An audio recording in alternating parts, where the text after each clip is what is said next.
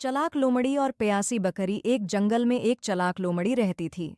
एक दिन वो खुराक की तलाश में इधर उधर घूम रही थी कि अचानक एक गहरे कनवे में गिर गई।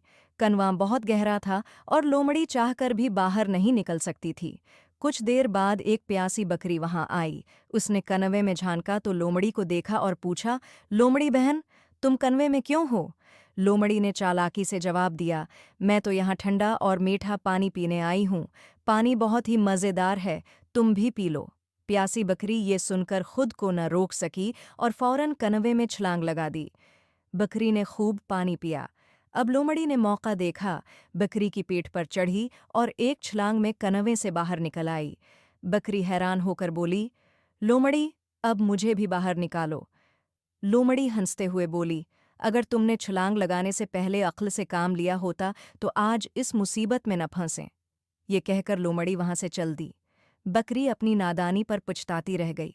सबक: हमेशा किसी की बातों में आने से पहले सोच समझकर फैसला करना चाहिए।